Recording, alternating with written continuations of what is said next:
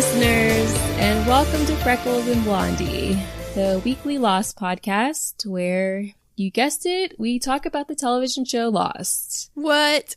I know. It's shocking. That is nuts. I'm Randy. I'm Tiffany. And today we'll be talking about Season 2, Episode 5, and Found.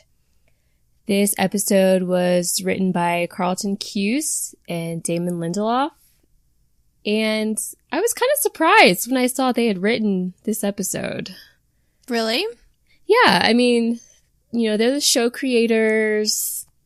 They've written a lot of episodes in Season 1, but I kind of expect them to see them on, like, season openers and season finales. Right. Or, like, super important episodes. Like, this is just kind of...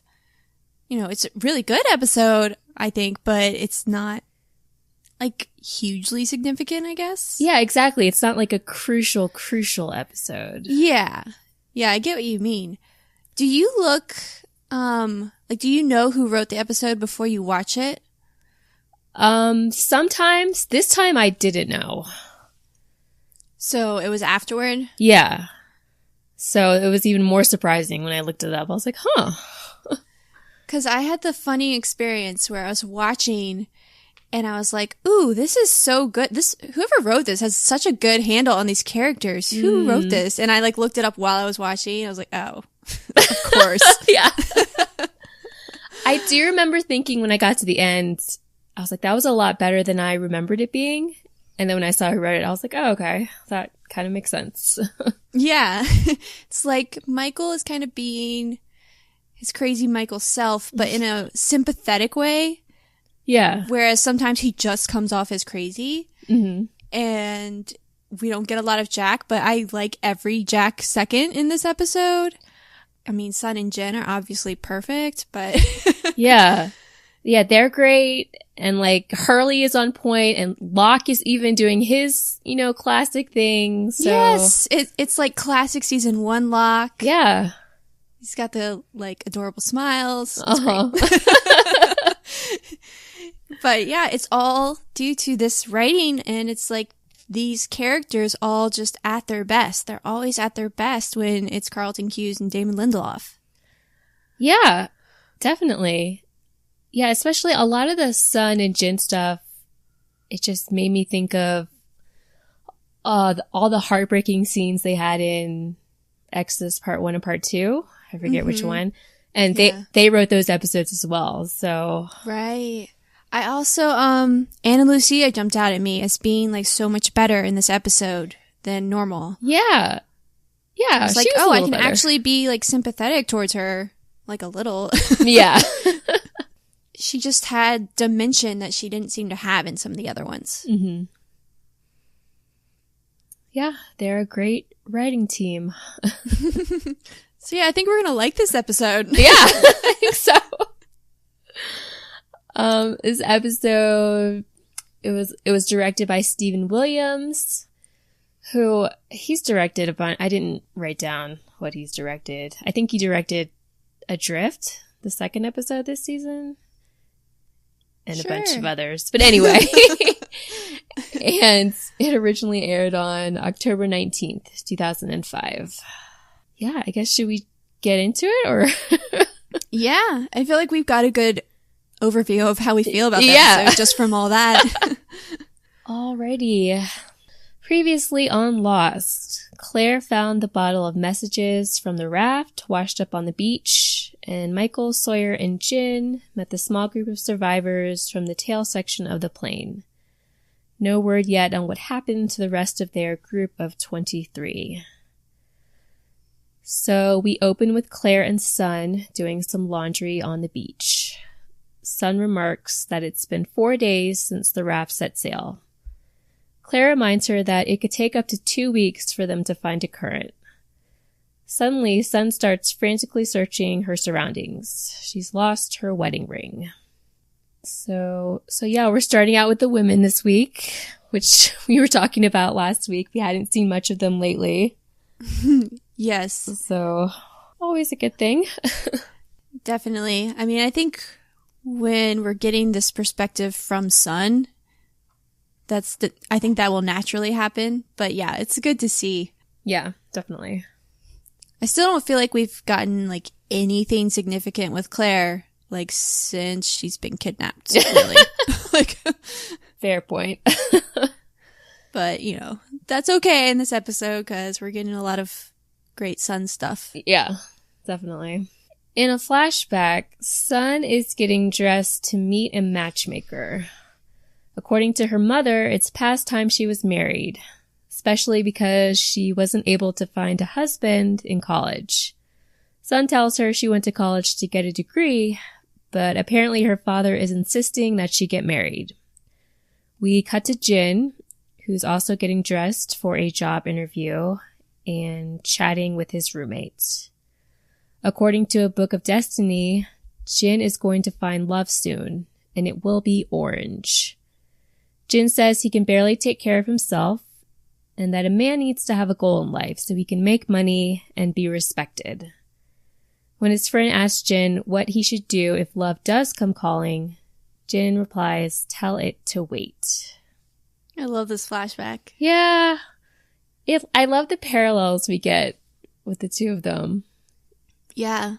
And Jin is just really charming. Yes, I wrote like one of the first times I've seen him like that. Yeah, I wrote the same thing. He's so like charismatic in this scene. Yeah, he's just like adorable and he just like wants to do a great job and be someone important and make something of himself, and it's just really cute. Yeah. Even if it's kind of naive at the moment. Yeah. It's just like, it reminds me of when I first started going on job interviews after I'd graduated. Like, you're still hopeful and excited. You haven't really, like, figured out, like, how much adulthood really sucks. So, yeah. You haven't been beaten down by the world yet. Exactly.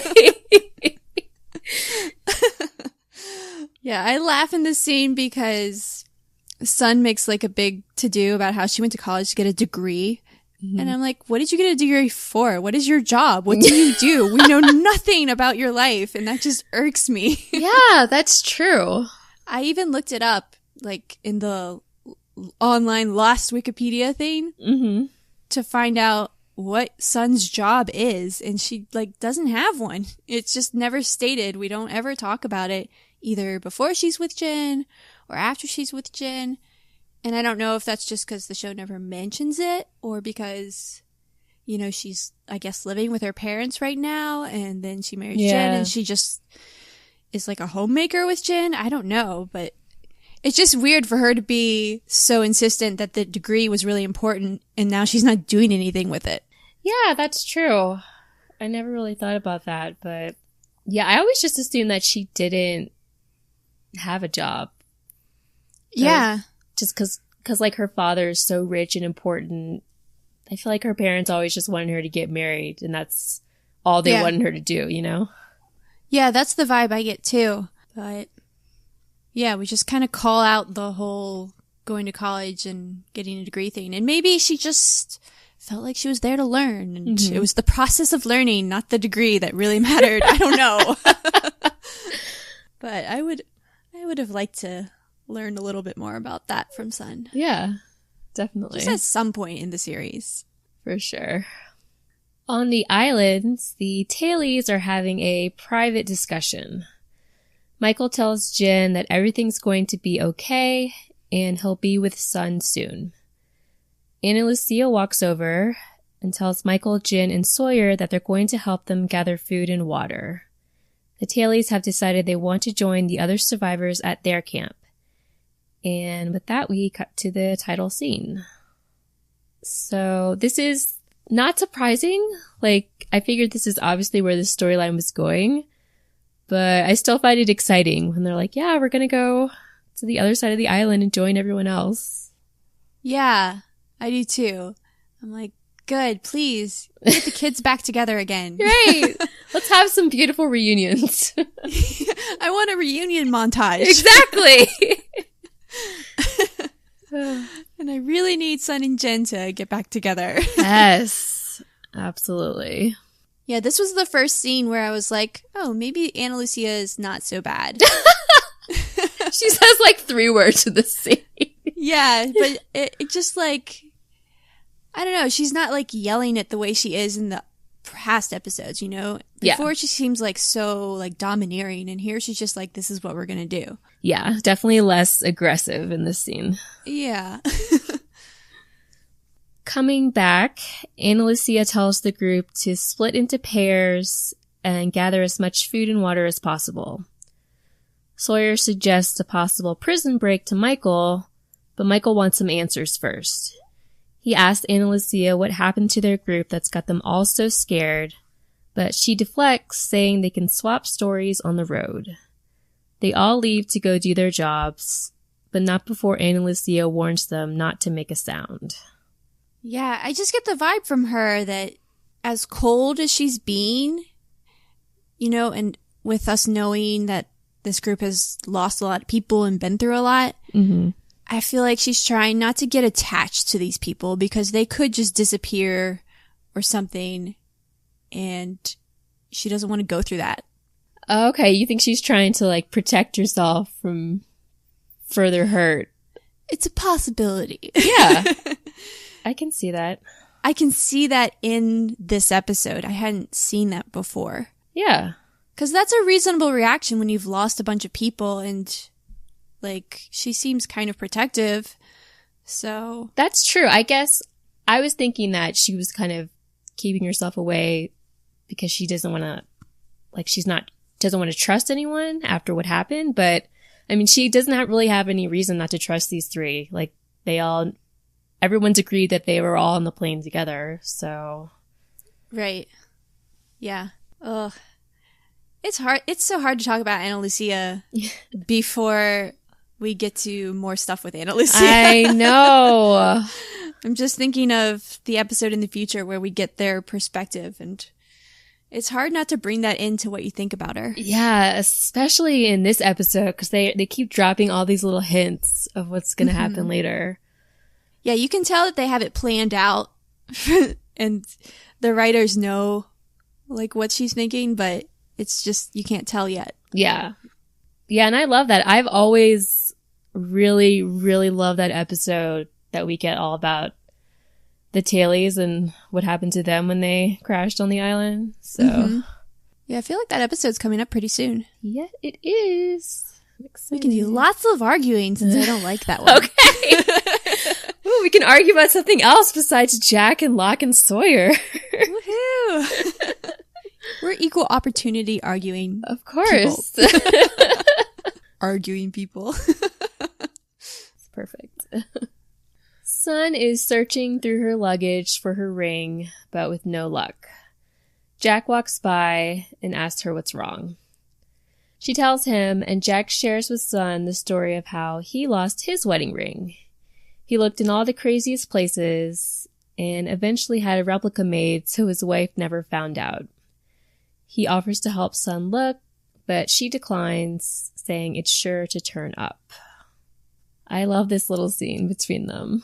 Me too. A+ Jack. Oh, I'm so glad you said that. This is great, Jack. Yeah. He's like commiserating with her, and first of all, he notices that something's wrong. He wants to help her. I like his story about losing his ring because it's so very Jack. Like, yeah, that would be exactly the solution he would go to. He would go get another ring because Jack fixes the problem right now. He yes, he's, the man of action. He's going to go do it. He's not going to wait around. Later Locke is like, just if you stop looking, it'll show up. Jack would never do that. Right. He would go out and solve the problem as soon as he possibly could. Oh, that's so true. So I just feel like he's like really great in this scene with Sun, and his little anecdote is just perfectly in character. Yeah. Yeah. I love any details we get about him and his marriage, which we still don't know, what happened there. Yeah. But yeah, you're right. It's just so in character for him, this whole scene. Yeah. It's great. Back on the other side of the island, Ana Lucia is trying to get Jin to help with the fishing. She clearly doesn't know about Jin's badass fishing skills, and she quickly shuts up after Jin catches some fish in about 30 seconds, and she still hasn't caught anything. So I feel like she kind of gets on my nerves in this scene, Ana Lucia. Yeah, it's definitely done for a joke, though. I guess, but she's doing that thing where, you know, she's talking so condescendingly to Jin because he doesn't speak English. Yes. But like, just because he doesn't speak English doesn't mean he's stupid, you know? Yes, so I wrote that down too. God, I wrote exactly what you wrote, which is so funny. I wrote, Jin is fishing like a badass. And then I wrote, I get so annoyed on his behalf when people are annoyed that he's speaking English at them. Right. Like, you're speaking English at him when he can't understand you. So why would you get annoyed when he's speaking Korean to you? Yeah, exactly. It's like, he's not an idiot. And it makes me think a lot less of her when Mr. Echo and Jin are having conversations later. And with Mr. Echo, like, he's trying, like, he's not talking, like, they don't speak the same language, but he's, you know, he's using gestures. He's not talking to Jin like he's an idiot. Yeah. You know? He's just trying to communicate. Exactly. Which Ana Lucia could have done a better job. But yeah, way better. I don't think communication is her forte, to be honest. Yeah. Good point. In a flashback, Jin is interviewing at a hotel called the Seoul Gateway. The manager asked him about his previous experience as a busboy and a waiter, and then asks him where he's from. Jin names the village, and the manager says he thought he smelled fish before ripping off the tag from Jin's tie. He hires Jin to be the doorman and tells him not to ask for a raise or any time off. He also tells Jin that he's not to open the door to people like him. Poor Jin. Yeah. Ugh. So disgusting. I know. And I don't know, like, anything about Korean culture or what that's like, but it just, everything that's in this episode feels just so, like, classist and derogatory, and I just feel so bad for him because, you know, he's so eager to, you know, do a great job, and he's just being stomped on by the big guys. Yeah, he's such a hard worker.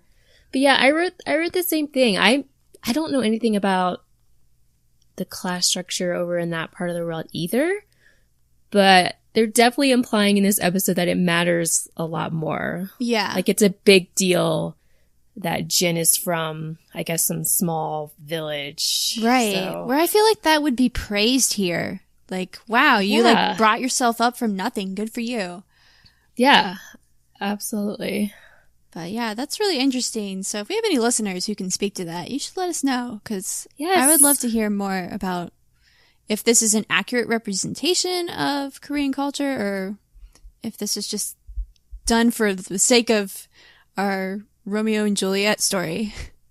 Yeah, I would be fascinated to learn that as well.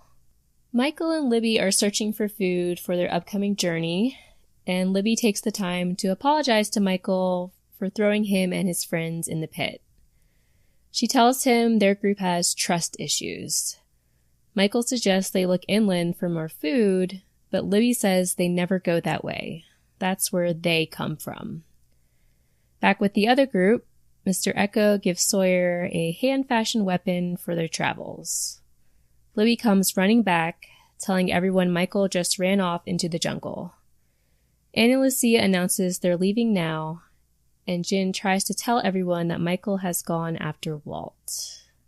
So that scene with Michael and Libby drops this like bomb about Sawyer that I think is so interesting.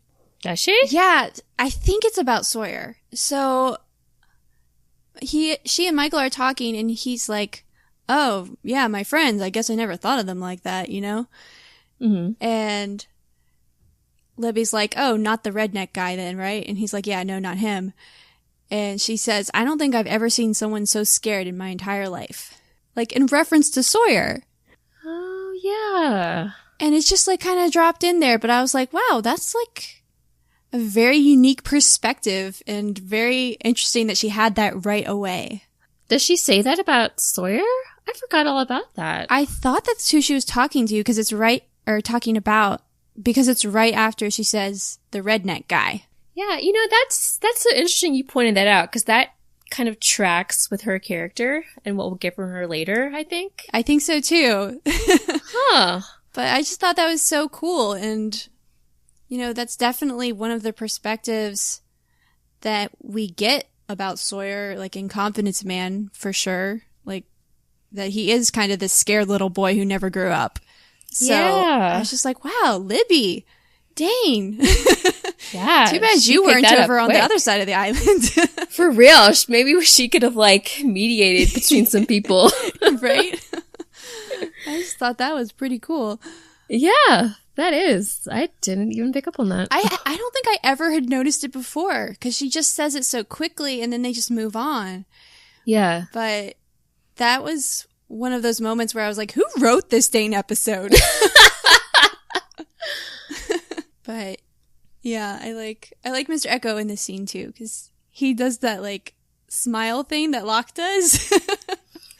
And yeah, it's just great. They have a similar vibe, to be sure. Yeah, definitely. I think more so than Desmond, he's definitely Locke 2.0. Yeah, I'd agree. The taily Locke.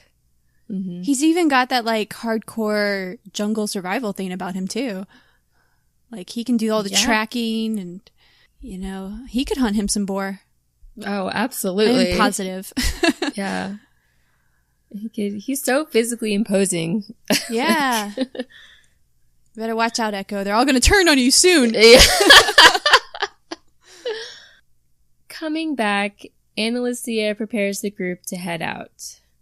She gives a radio to Cindy and makes a sarcastic comment when Sawyer asks her if it works. Jin isn't going anywhere without Michael, but when he tries to convince Sawyer, he replies that it's every man for himself, and Michael probably won't find Walt anyway. Mr. Echo tries to stop Jin leaving. Some punches are thrown, but he eventually lets Jin go and tells Ana Lucia he's going to help Jin find Michael. She says they can't wait for him, but he didn't expect her to.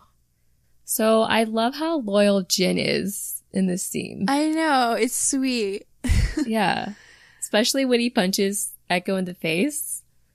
Like we just said, Mr. Echo's pretty physically imposing, so that takes a lot of balls, I feel like, exactly. to punch him in the face. Definitely. Props to you, Jin. Yeah. But this is a hard dilemma, I think. I don't know what I would do here, because I would definitely want to be loyal to my friend, but at the same time, I'm like, dude, he left. Right. I don't know how I'm even going to convince him to come back. I don't know if I should convince him to come back, because we're kind of prisoners here, and yeah, he wants to go rescue his kid. So I just don't know. I don't know what's the right decision there. I don't think there's anything wrong with Jin going after him. I don't think there's anything wrong with Sawyer not going after him.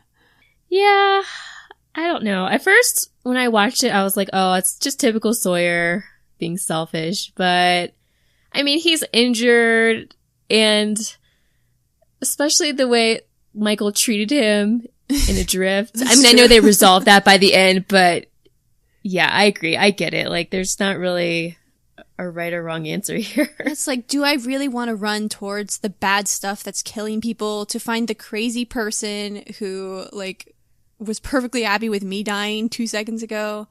Right. I don't know. And give them another opportunity to kill me? They've already shot me and blew up our, so many things have happened with these others, so. Yeah, unless you're going to go help Michael find Walt, I don't know if I would go after him. Because you're not going to get him to come back. I think that's pretty clear. Yeah. I know. I'm surprised it took Michael this long to take off and go after Walt. Yeah, that's true. Hurley and Sun are talking. And according to Hurley, all Sun needs to do is retrace her steps from yesterday. She says she woke up, walked with Shannon, picked some fruit, and fed Vincent. Hurley says bingo, And we cut to Hurley and Sun sitting on a log, waiting for Vincent to do his business. Hurley tries to make awkward conversation and tells Sun a story about the time his dog ate and crapped out a bunch of change she kept in a drawer. Sun says she used to have a puppy that Jin gave her named Bopo, which means a kiss. And we cut to a flashback. I love this scene. Yeah. It's just classic Hurley. It's very awkward. It's very funny. Yeah, I feel like we haven't gotten a Hurley and Sun scene. Have we? Maybe not. If we have, we haven't gotten very many, but this is really, really fun. Yeah. Her face while he tells that dog story is so good. And then like he says, "So, you're from Korea, the good or the bad one?" I know! It's like Hurley. It's just so funny. And she just seems like, you know, she doesn't judge him for any of this. Right. For that or his disgusting story. She's just kind of laughing. Right. She's awesome. Yeah.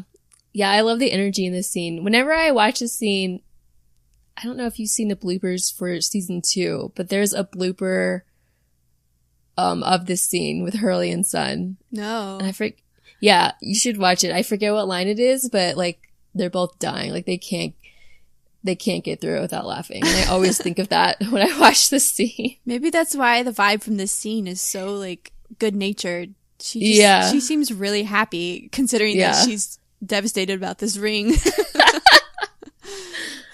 So true. But I like this storyline with Sun, how we're kind of getting her like going to different people around the island and getting help and getting very different help from each person. But it all fits the character she goes to. So it's just good. It's just good when this storyline that's about Sun is also revealing great stuff about the people she's interacting with too. Right. And it's so unnecessary. Like, her storyline is already enough, I feel like. But, yeah, you're right. It just adds so much more to this episode. Yeah. In a flashback, Sun arrives with her mother at a hotel to meet her potential future husband. She passes by Jin, who's working as the doorman. Inside, the two mothers talk before leaving the couple alone to get to know each other. The two talk about how their parents are pressuring them to get married as soon as possible. Sun tells the guy, and his name is Jay Lee, I believe. Sun tells Jay Lee that she studied art history, and he tells her that he studied medieval Russian literature, but ended up in hotel management. This setup is going a lot better than either of them expected it to. I was laughing when he said he studied medieval Russian literature, but ended up in hotel management, because that's like the story of my life.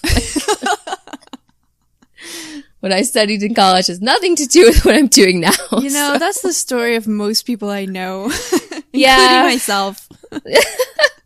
I mean, you could argue I'm using my English degree right now. Yeah, you definitely are. And making so much money for it. But yeah, this is a good scene and he's very charming. Yeah. I like him and I'm glad that he's charming and likable because it makes it totally reasonable for Sun to be falling for him. Yeah. Yeah, it makes it interesting. And I love the detail that, you know, Jin is working at that same hotel and they keep passing by each other without ever, you know, knowing it. Yeah. And they're both in such different worlds, but in the same place. Yeah. Yeah. It's great. They're just lovely. Jin and Mr. Echo are walking through the jungle. Jin sees something and rushes to investigate, but it's only a boar, and it proceeds to mow him down. He gets up and finds a dead body. Mr. Echo says his name was Goodwin. Jin asks if it was the others, and Mr. Echo nods. So, like I said before, like they're planting all these little seeds for the story they're going to tell about the tailies in a couple weeks, and I love it. Yes, it's good. Yeah. Coming back, Mr. Echo finds some aloe and gives it to Jin for his cut. Like Sun would do. Oh, that's so true. Sorry. No, so true. They take a water break, and Mr. Echo asks Jin if he's married, pointing to his wedding ring. He says yes, and Mr. Echo says he was married, but I guess he's not anymore, and he should really talk to Jack about this. But Jin tells him that her name was Sun, and confirms that she was on the plane with him. Yeah, I thought that line was kind of weird, where he was like, you have a wife? And he goes, yes, you? And Echo says, worse. What does that even mean? Does he say worse? Is that not what he says? What does he say? I thought he said he, was married. Was. I could be wrong, though. His accent's very strong. I don't know. I don't know either. I feel like I need to know. Is there a translation online? Yeah, there were a couple of, between Mr. Echo and Jin, there were some lines where I kept rewinding and I was like, I don't know if they're saying what I think they're saying, but maybe it'll pop up. Oh, it is worse. It is worse? Mm-hmm. Okay, that doesn't make sense. You're right. I don't know what that means then. I don't know what that means. And it's like the thing with Libby where it's just dropped in there and you're just like, whoa, wait, what? Tell me about that. Weird. Like, that could just mean so many different things. Like, do you think that marriage is horrible and you have, some experience that's worse than that? Because right. When you say worse, that kind of implies that thing is bad, right? Yeah. It's just really weird. Now I'm just confused. I thought he was saying he was married. He's not anymore, so never mind. Yeah, I'm looking at the script right now. Because Jin says, yes, he has a wife, and he asks you, and Echo says, worse, your wife, what is her name? And it's just like, why did you say that? That's so strange. Echo, you are a mystery, dude. Yeah. I'll have to keep an eye on you in the future. Sun is searching her garden for her wedding ring. She doesn't have any luck and proceeds to rip a few plants from the ground, which kind of seems ill-advised when you're living on a desert island, but I get it. Yeah, she can fix it. Yeah. She starts to cry when, what do you know, Locke comes strolling by. He sits and tells Sun sometimes he wishes he had his own garden he could rip apart. She says she doesn't recall ever seeing him angry. And, I mean, she should have just come down to the hatch a few weeks ago, but anyway. Locke says he used to get frustrated a lot, but he's not lost anymore. Sun asks him how he managed that, and Locke says the same way anything lost gets found. He stopped looking. It's such a classic Locke wisdom scene. Yes, I love it so much. I'm just gonna revel in it. Yeah. We haven't had one of these in a while. That's true. And he's really funny in the beginning of it, where he's like, bad day? And, and she's like, did you see what I just did? And he was like, tear up your garden? No. He's just so very casual, like he is.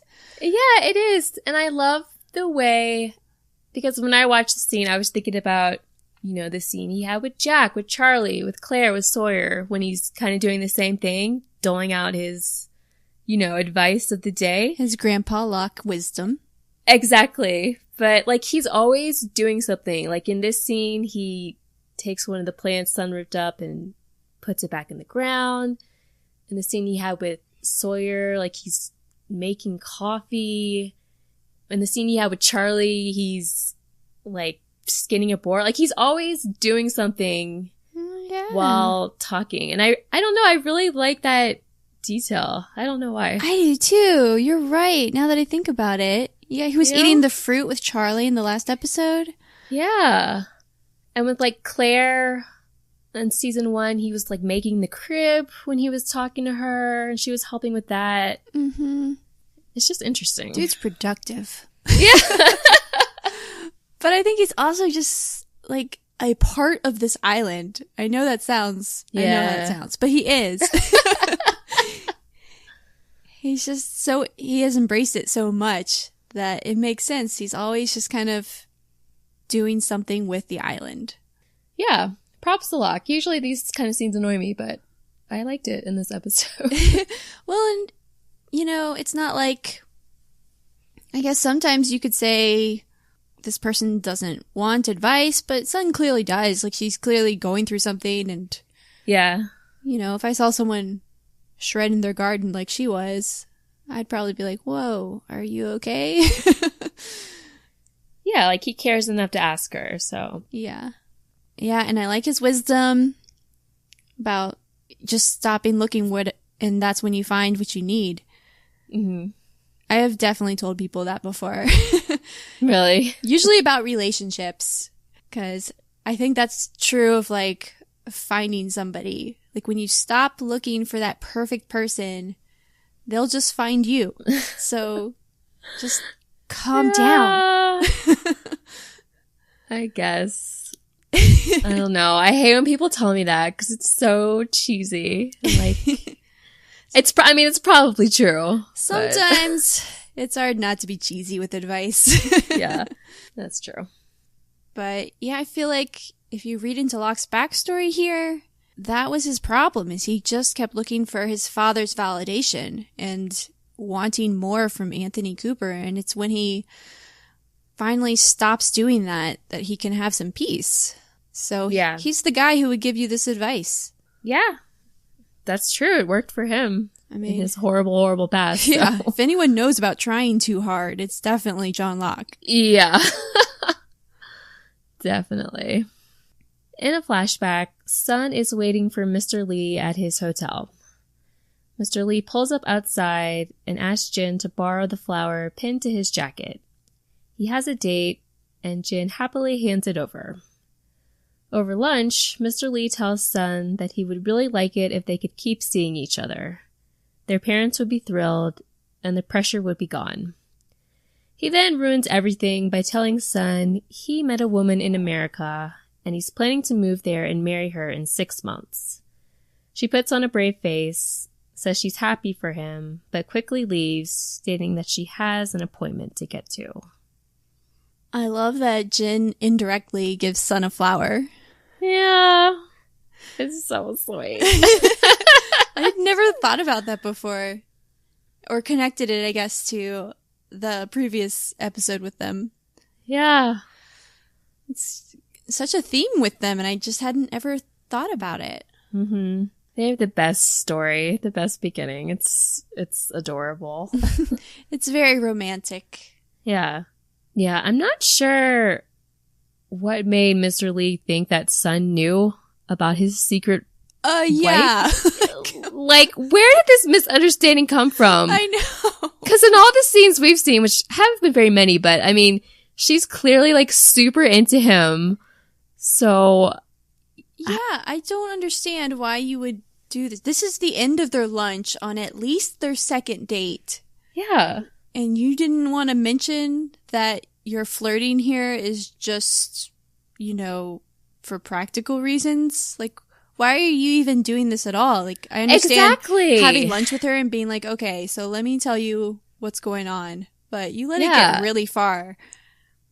Yeah, and I mean, he's like, he owns all these hotels. Like, he's got, it doesn't seem like he's a guy who's like living at home with his parents and relying on them for, financial reasons or whatever.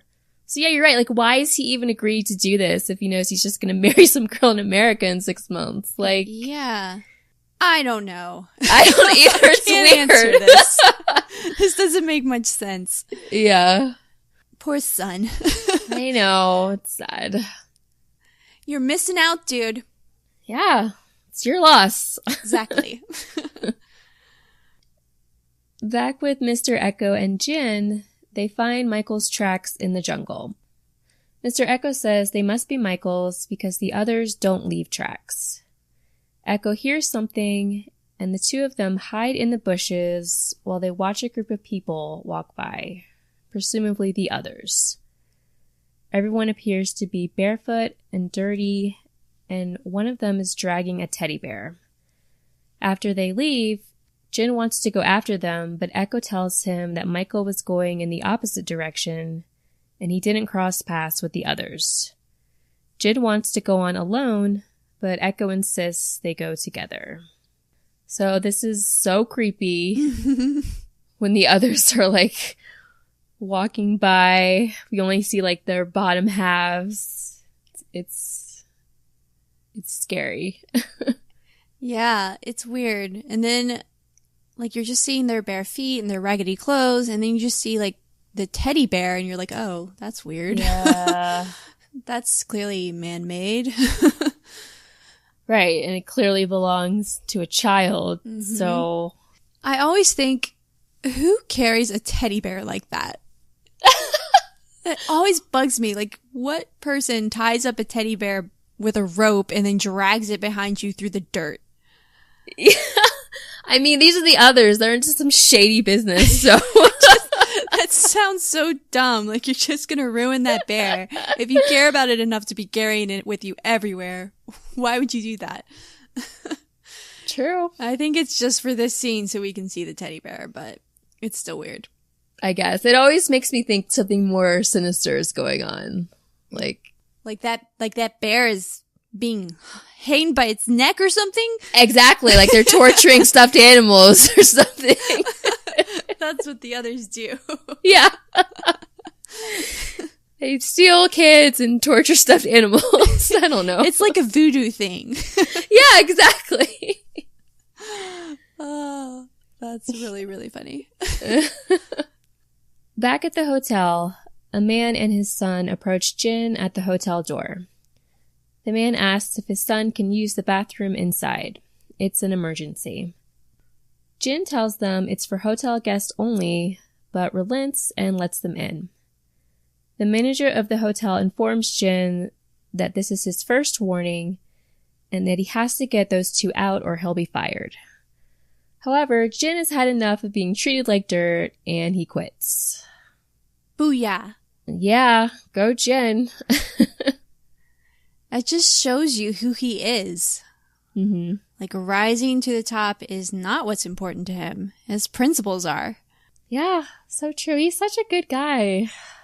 He is. And it's just, this good guy Jin is so wonderful and I love him.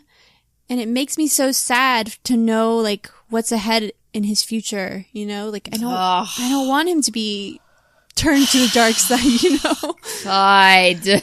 Yeah. It just adds to the tragedy of it all. Yeah.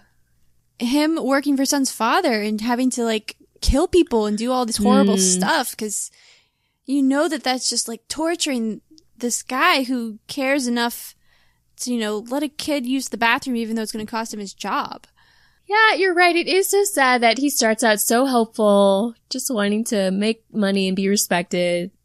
And then he ends up killing people for a living so he can be with the woman he loves. Like, that's awful. It's so sad. Oh, God. On the island, Sun is sitting on the beach when Kate comes over for a chat. Sun says she knows it's silly to be so upset about a wedding ring, and Kate tries to tell her that everyone on the raft is probably fine, but Sun knows this isn't true. She tells Kate about the bottle of messages that washed up and says she buried it. And I feel like Sun probably should have told a few more people about finding that bottle of messages. Like, a lot of people are counting on that raft for rescue. Yeah. And they all helped build it and launch it, you know? Yeah, that's hard. Yeah. I'm surprised Shannon didn't tell anyone. Yeah. Me too, actually. This goes back to that thing where they were debating at some other point. They were like, you don't tell everyone everything because it will... I think Saeed said you can't tell them because it will crush their hope. Yeah.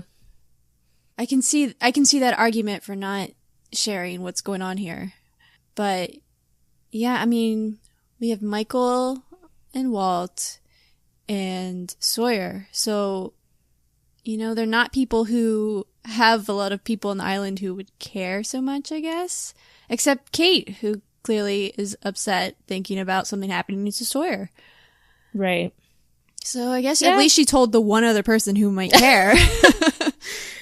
Yeah, that's true. Though I think it was just kind of like, you're here, I'll tell you. You know? Right. I have to tell someone. Sought her out. Yeah. Maybe it would have come out eventually, but yeah, it's just interesting. Yeah, I guess right now she's so concerned with her ring. Right. Back with Ana Lucia's group, Sawyer's looking a little worse for wear, and they stop for a water break. Ana Lucia tells him they'll leave him behind if he keeps slowing them down. But Sawyer doesn't think they'll be able to find his camp without his help, especially now that Echo's gone with Jin. They talk about how they're both not married. Ana Lucia asks Sawyer if he's gay, and eventually Sawyer gets up, and they keep going. So I find this scene strange. Like, the conversation between them. Yeah. Do you find it strange? Like a little? But I feel like I get it. I feel like their tension is just turning into sexual tension. Okay. Because that's what, like, when Ana Lucia asks Sawyer if he's gay, and he kind of responds with a smirk. I forget what he says. But when I was, like, reading the plot summary online, it said they were flirting.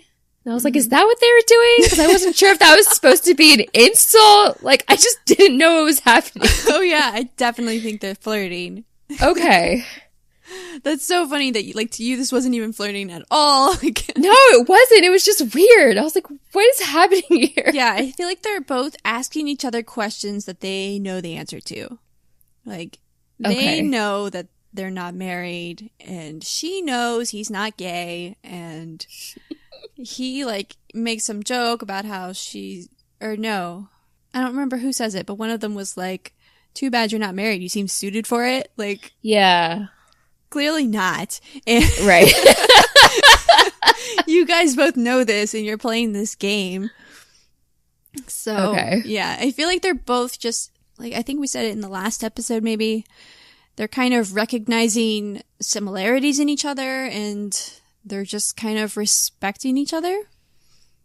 So this flirtatious thing is happening. Okay. I guess I could see it more in the last episode. This scene kind of threw me off a little bit, but yeah, I can see that's what they were trying to do. Yeah. This is never going to work, you guys. No. It's really not.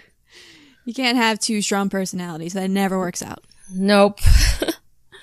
Also, when I was watching this scene, this is the third or fourth conversation we've had where one character is asking another character if they're married in one episode. Did you notice that? Oh, you're right. Mr. Echo and Jin talk about it. Ana Lucia and Sawyer talk about it in this scene. Jack and Sun, kind of talk about marriage. This whole episode is just about, are you married? No, are you married? Everyone is asking everyone else that question, seems like. Yeah. Well, that makes sense in a Sun and Jin episode. That would be kind of thematically on point. It does. It's just funny that, and I guess, the characters are asking the other one if they're married for different reasons. Yeah. But, if I just met someone and I was, walking through the jungle with them, I wouldn't ask them if they were married to try and get to know them. You know? I feel like I might. I don't think I would ask a guy just because they would read into that. Yeah. But if I was just, me and Sun are walking along, I would be like, hey, are you married? You got somebody at home, that you're missing? I feel like that's kind of a semi-normal question. But yeah, I mean, you're right. Jin, he was pointing to his wedding ring, so I guess that makes sense. But right. I guess because, I'm not married, I just don't, Like, I would never go up to someone and ask them if they were married if I just met them. Yeah, it might not be the first question I'd ask someone, but... You're right. Maybe it's just because, like, yeah, I wouldn't want to ask a guy that because that would indicate something. Yes. If you ask someone who could read into it as you're interested in having a relationship with them, it suddenly becomes weird. Yeah. I'm just thinking about, like, all the new people I've met at my job in the last few days. Because I've had, like, 20 different conversations, like, where are you from? How long have you worked here? Right. But I could, like, if I'd ever asked any of them, hey, are you married? It would have been so weird immediately. I don't think that's weird. I would think it was weird if someone asked me. I feel like people ask me, you know, do you have kids? All the time. Like, it's just a normal question. I guess I just, because I'm not married, I never think to ask that. Because then I don't want someone to ask me that. Right. You know, like. So maybe that's the thing. You don't want people to ask you that question, so you don't ask them. Yeah, maybe that's why I find it strange in this episode that everyone is talking about marriage. Yeah. Plus, I feel like you tend to, like, see other people, especially your age. You see them as being in the same life situation as you are. Yeah. So if they're not, it kind of surprises you. Yeah. That, you know, that's very true. And sometimes I feel like, you know, because I feel like everyone our age is either single or married and has at least one child, if not 3 or 4. So, you know what I mean? So it's not like anyone's in between. I feel like, especially at my last job, because I work with a lot of people who were like a lot older than I was. So people were constantly asking me if I was married, if I was dating someone. Why wasn't I dating someone? You know, it was just like, it got to the point where like I hate it when people even asking that question at all, even if like they don't mean anything by it, you know? Yeah. I can totally see that. Yeah. That would get annoying. It's my own issue though, so. Mr. Echo tells Jin he lost Michael's trail and leaves to go find it again. Jin is taking a water break by a stream when Michael appears. He yells at Jin to go back and takes off, but Jin runs after him. Michael is yelling his favorite word, waltz, even though Jin tells him to be quiet. Mr. Echo finds them and tells Michael he should stop looking. He won't find the others no matter how hard he looks. Michael insists that he's not going back without Walt, but Jin tells him in English, you find Walt. And the 3 of them turn around and head back. I just thought that was weird for him to kind of resist Jin's help. Because you would think if you really wanted your kid back that you would take all the help you could get. Yeah, you're right. He runs away. He's yelling at Jin to go back. Yeah. He's being like very resistant, so. I'm like, why don't you want a pal to help you do this? Like, you Right. guys built the raft together. He's a good teammate. Yeah, like Michael's, you know, going after these others without any weapons. I don't think he's a very good tracker. Like, he obviously needs help, you know? Jin can fish like a boss. Yeah. He's very useful. Yeah. So, I don't know if this is like... I can't decide if there's no explanation for it or if it's like a pride thing. Like, he has to find Walt because he's his child. Because I feel like Michael can be that way sometimes, where it's all like, he kind of pulls it all back to himself. Like, he's my kid, and I say this, and I do this, you know? Yeah, and I feel like maybe he feels guilty. He feels like it was his fault that Walt got taken. Right. So maybe that's also why he's being so resistant to Jin. I feel like no matter how guilty I felt, I wouldn't be like, my kid has gone missing, but please don't help. Like, it's my burden. Like, if somebody, like my friend especially, was offering to help me, I'd be like, yes, please. Yeah. Let's find her. Well, yeah, I don't know. Maybe he's being really unselfish. Maybe he doesn't want anyone else to get hurt while he tries to go after Walt. That's a much better explanation. Yeah. You know? Because these others obviously are very serious and very dangerous, so... Yeah. That's true. And he's like shouting Walt, and he was saying, like, take me, because he wants to get kidnapped. So yeah. Okay, that's much better. That's a much better read, and I feel like that makes more sense too. Yeah, I think so. He should have said something like that. Like, come on. Yeah. Just a quick little, I don't want you to get taken too. That's all we would have needed. And then we would suddenly feel more sympathetic to Michael. Yeah, it would have taken 2 seconds. On the beach, Sun digs up the bottle of messages and gives it to Kate. She immediately opens the bottle and starts to read the messages. Which, like, okay, this is the part that didn't make sense to me. She's reading these messages because she didn't get to say goodbye to Sawyer. Right. But Sawyer, like, first of all, we know he didn't write anything to anyone. He said that in the season finale of season 1. Second of all, even if he had written a message, it wouldn't have had anything to do with Kate, right? Like, those messages were supposed to be for the survivors' friends and family in the real world to tell them they were okay. Right. Right? Yeah. So so why is she, like, reading, like, immediately goes and starts reading all these messages? I don't understand. I have no idea. Okay. I thought the same thing. Okay.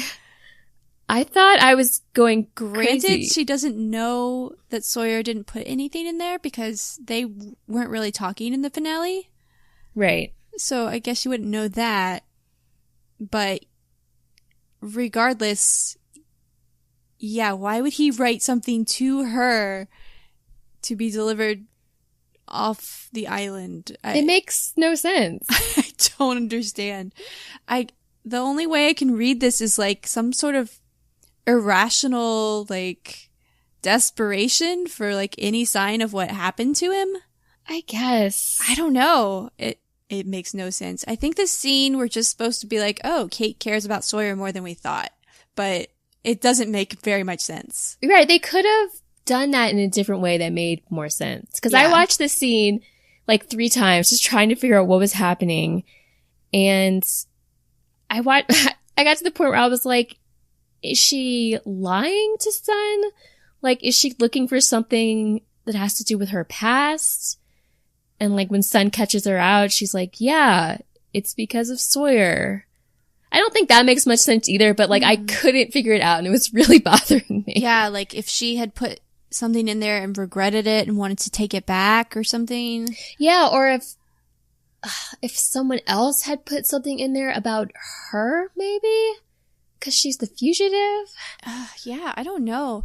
The other thing, the only thing that I could get from this was that Sawyer was also the only other person who, like, read all the messages. So I feel like it kind of connects them again as being similar people, but yeah, but, like, that was different. He was kind of doing it just for entertainment. And he was curious and kind of being nosy. She seems like really desperate for something. I know. I don't know. Oh, okay. It's weird. It is weird. I'm going to have to pose this question to Instagram. Please do. See what these people say. Yeah, if you know the answer, please let us know. People who are more knowledgeable of Lost, please explain what is going on here. Yeah. Because it is really interesting and they make a point of it.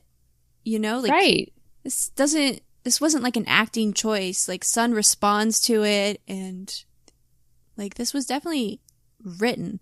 Yeah, it's intentional. Anyway, Kate looks down and points out Sun's wedding ring, which is lying in the sand. She tearfully puts it back on, and we cut to a shot of Jin walking through the jungle before our last flashback. Jin is walking when he passes a woman in an orange dress. When he turns back around, he bumps right into Sun, and the two awkwardly apologize and smile at each other. We end with a shot of Sun and Kate looking at the ocean, and I feel like my description isn't really doing this last scene justice because it's so beautiful and it's really well done. Yeah. They're so cute. Yes. What do you make of the girl before Sun who is wearing orange? What do you mean? What do I make of her? Are we just supposed to think she's the catalyst for Sun and Jin meeting, or is that the girl Jin was supposed to meet? No, of course not. That would be awful. Oh, okay. That was just my really cynical read of the scene, right? Oh my god. No, to me, this scene, it feels like the start of a romantic comedy. Yes. It's your classic meet cute. Yes, which I hate this kind of stuff in real life, but in like movies, I love it so much. I think it's adorable, which I know is weird. But that's funny. So it ties back obviously to that first scene when Jin's roommate was telling him love is going to be orange, and whatever that means. Mm-hmm. It's just like, oh, they were destined to meet each other like this, and it's so cute. Yeah. It's so nice. I just feel like because Sun is not the one wearing orange, they have left this kind of open to interpretation on purpose. Because the much more direct comparison would be for Sun to have orange, obviously. Right, but it's like almost better because if Jin hadn't turned around and looked and like taken that long look at that woman wearing orange, he wouldn't have bumped into Sun, literally. Yep. So they could have just walked past each other like they've been doing this whole episode. It's very true. Oh, it's so cute. It's adorable. Yeah. And also the music playing in this scene is gorgeous. And yeah. Sun and Jin have a good music theme. They do. And there's just one of the themes I didn't really remember, but it's beautiful. Yeah, it is. I've said before, like, I love the music in Lost. It complements every scene so wonderfully. But I guess maybe because that's not, like, my thing, I don't usually remember, like, exactly what melodies go with each people. Mm-hmm. Except for Locke. Like, his, I always know. Yeah. But, yeah, they're really, really good in this scene. Yeah. Another small thing about this scene, which I couldn't tell, but, so in this last scene, we get this, one last shot of Jin when he's walking back with Echo and Michael. And it looks like he has a flower in his hand. Does he? And I don't know. I rewound it like 10 times because it's such a quick shot. Like, he's like cupping something in his hand, and then he like proceeds to look up and keep walking. And then it cuts back to like, their meet cute or whatever. Oh my but God. If he is holding a flower, I think that's such a cute detail. It's like they're both thinking about each other at the exact same moment. But I couldn't tell if he was or not. I don't know. He is in my head now. Now that you say that, that's definitely what happened. Yeah, we've decided. Oh man, that's so lovely. I'm gonna have to look at screenshots after this. Yes, I slowed it down and paused it, and I couldn't tell, and I tried to look online, but I couldn't find anything. It wasn't his handcuff, was it? No, it wasn't that. Okay. It looks, to me, like in the right light, it looks like it's a white flower that he's holding. But I could be making that up in my head because I wanted that to be true. I don't know. You want to know a far less beautiful and less symbolic detail that I noticed? Sure. Sun wears a watch, and I find that very strange. I also found that strange. She and Jin have like a weird watch fixation. Yeah, it's a big watch too. I noticed it when she was digging in the sand, and I was like, why would you even wear this on a deserted island? Right. That's so funny you noticed that too. I don't feel like any other characters other than those two have ever worn a watch. And obviously Michael for that one episode. Right. Right, because why would you? Yeah. So strange. But yeah, that's the episode. Did you think of a theme for this episode? Yes, of course. Yeah. Why would I even ask you that? I don't know, Randy. But as usual, it was inspired by John Locke. So. Okay. I wrote, how do you find the things you need? And I feel like that was kind of very blatant all throughout this whole episode. And I felt like Locke was right in the end for Sun as far as what she needed here. Mm-hmm. And it was all about her stopping looking and just letting it come. Which tied together so beautifully with their backstory. Yeah, it does. They stop looking for things and they just find each other. It's like serendipity. Yeah. And I also feel like this applies to this little B story we have with Michael looking for Walt. Because, you know, we're kind of getting the message that Michael's furious hunt for Walt may not end well. Like, maybe it's better to just let things come to you. Yeah, and also, you could say, like, Jin finally finds Michael when he takes a break from looking for him.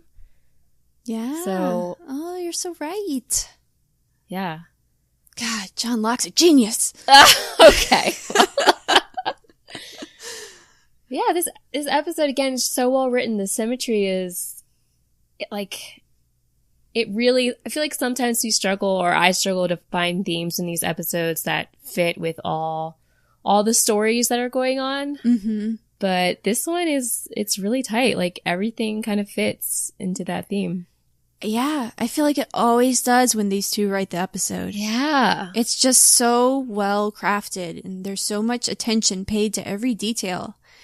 And, like, that's one of the things I've always loved about Lost. It's one of the reasons I wanted to, like, think of a theme for every episode we did, because I know that I was naturally doing it already. I could see it when I would just watch casually.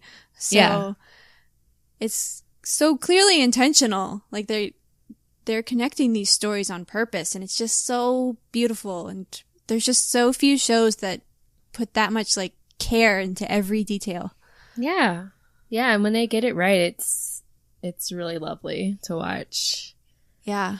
I didn't remember this episode being so good, but it's so I good. didn't either. I barely remembered it at all. And yeah, great. I mean, for my theme, I wrote the exact same thing. You'll only find the really important things in life if you stop looking. Bam. So, yeah. Because they express that so clearly. Right. It's hard not to see anything else in this episode, so. Yeah. It's like we're gonna get wildly different themes when writers are giving us wildly different themes, you know? Yeah. Like, you're just gonna kind of pick up on the one that calls to you most, but they're very intentional here. Mm-hmm. It's so good. It is. It's great. So, Randy, you just gotta stop looking for things. Okay. And you'll just be happy. I guess. Just trust Grandpa Locke. He always knows. Again, like, I enjoy this kind of cheesy stuff when it's in TV shows, books, movies, whatever. But say this to me in real life, and I'm like, no. Bye. Yeah. But honestly, I'm kind of the same way. Yep. Excellent episode. Daniel Day Kim and Yoonjin Kim are excellent throughout this whole thing. So excellent. It's just great. Alrighty, that's going to do it for us this week.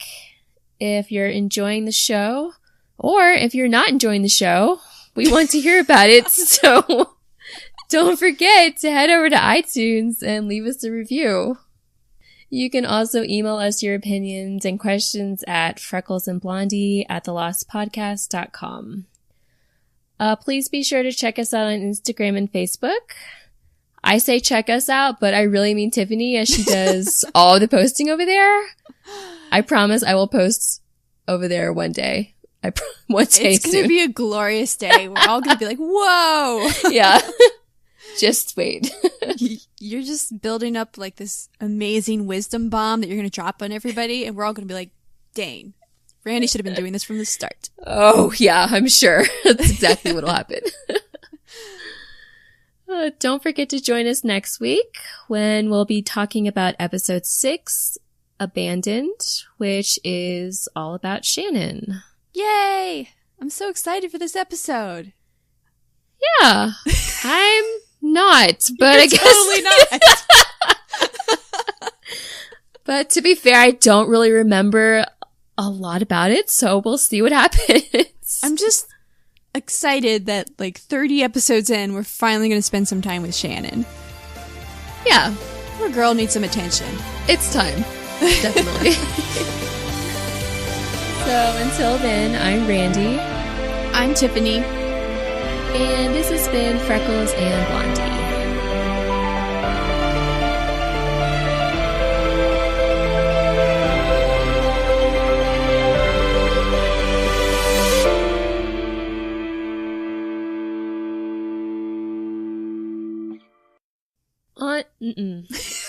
Sorry. Can't talk anymore. I don't know why. Yeah. Nope.